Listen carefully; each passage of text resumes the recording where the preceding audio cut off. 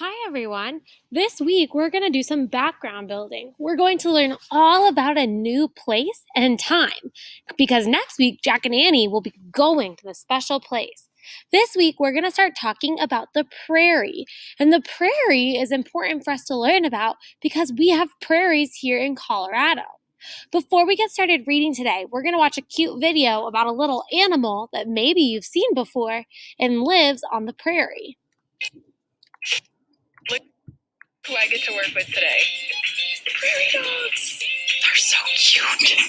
This is going to be such a fun challenge. Welcome to the party. There's two. Come on. Whoa. So cute.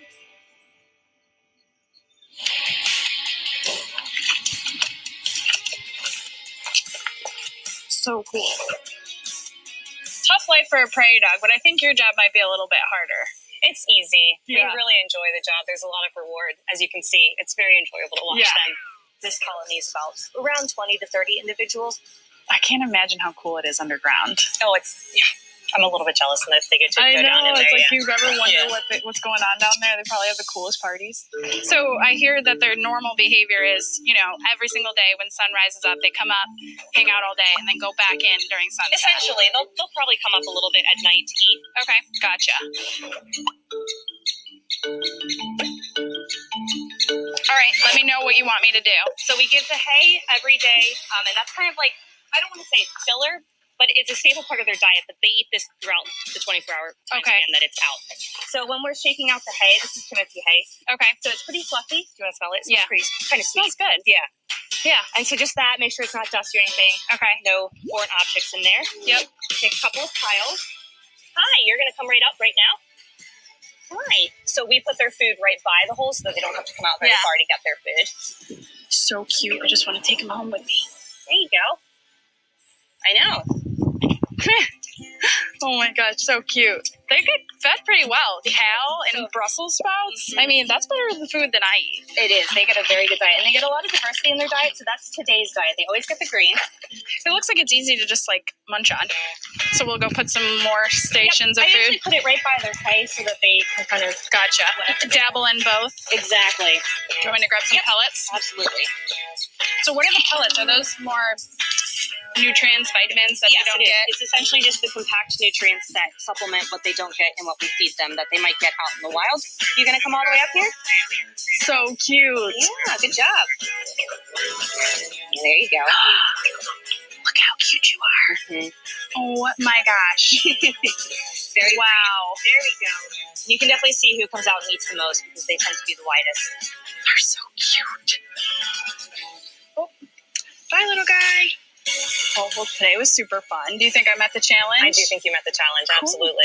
These prairie dogs are amazing. They're really fun to watch. Just the social interactions, how they come out and eat, and you've heard them calling to let the others know we're walking over there. Thank you so much for letting me do this. Yeah. Can we go look at them a little bit more? Okay, today was All right, friends. Now we are going to start reading an informational article all about the prairie. The title of the text we're going to read today is called The Prairie Ecosystem. Listen closely for a super fact that you want to write at the end of this. Prairie ecosystems are enormous areas of grass with very few trees. They look like this. Have you seen this before in Colorado? The terrain of a prairie is usually flat, though some prairies have hilly and rocky areas. There's a large prairie ecosystem in the middle of the United States called the Great Plains. That's where we live, you guys. There are 4 seasons in a prairie ecosystem: spring, summer, fall, and winter.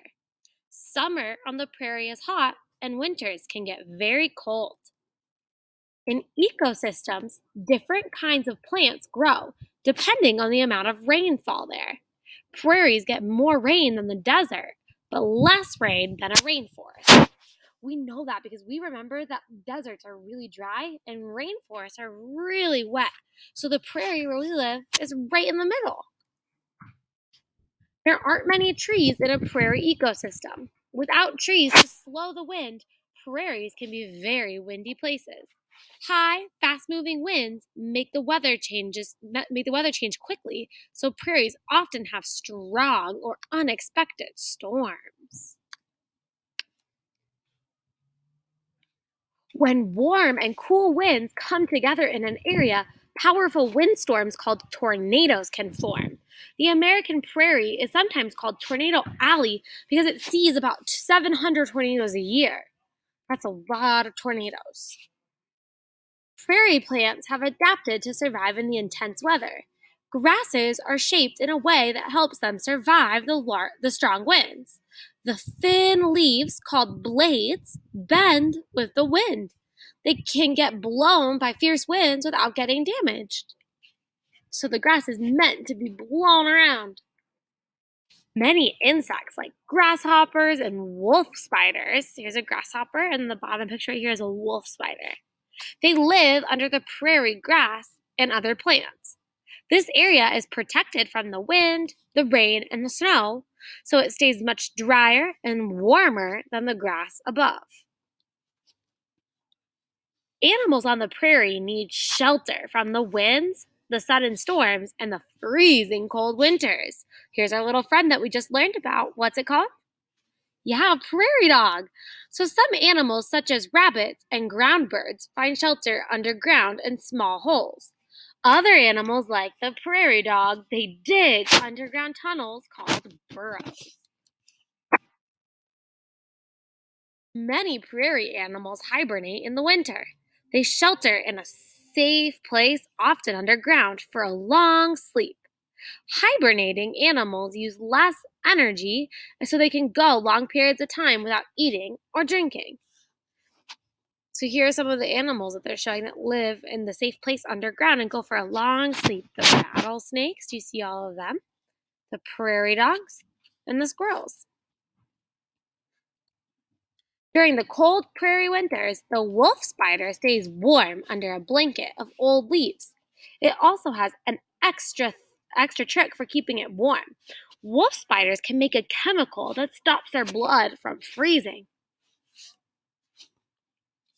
Many large prairie mammals, like the bison, cope with the changing weather by growing different coats of fur in the winter and the summer. So in the winter, do you see the bison right here?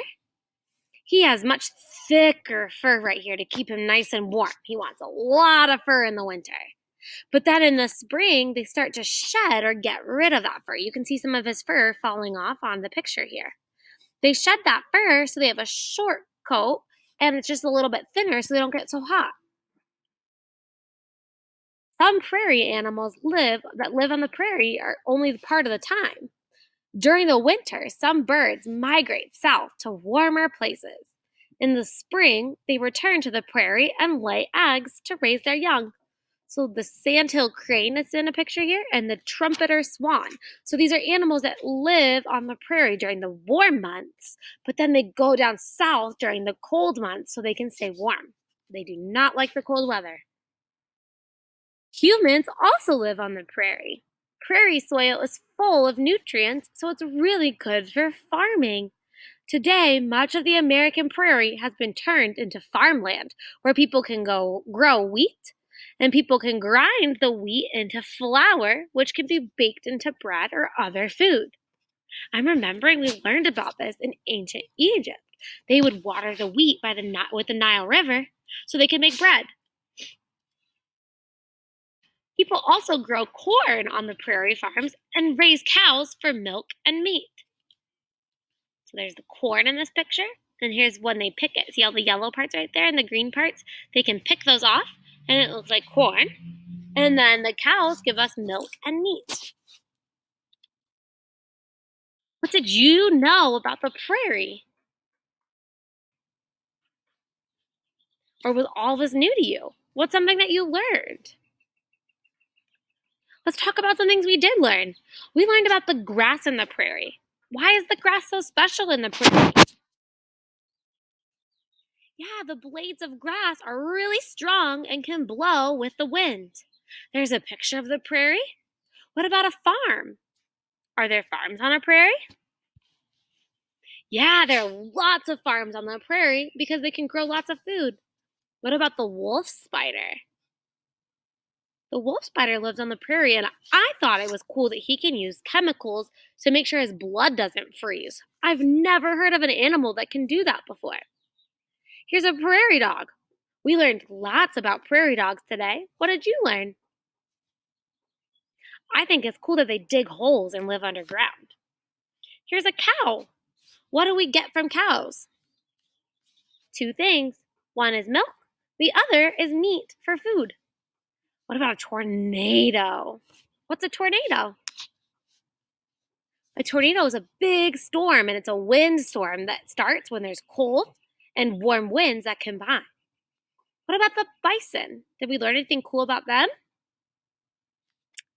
Oh, I remember. The bison shed their fur. They have thick fur in the winter, and then they shed it in the spring so they can stay cool. What about the crane? The crane's an interesting one. He only lives on the prairie for a little bit of the year. He lives on the prairie when it's warm, and then when it gets cold, he flies down south to stay in the warm weather. All right, friends, today your job is to write a super fact about the prairie. When you think you have your fact in your brain, go to the writing video to see what to do today.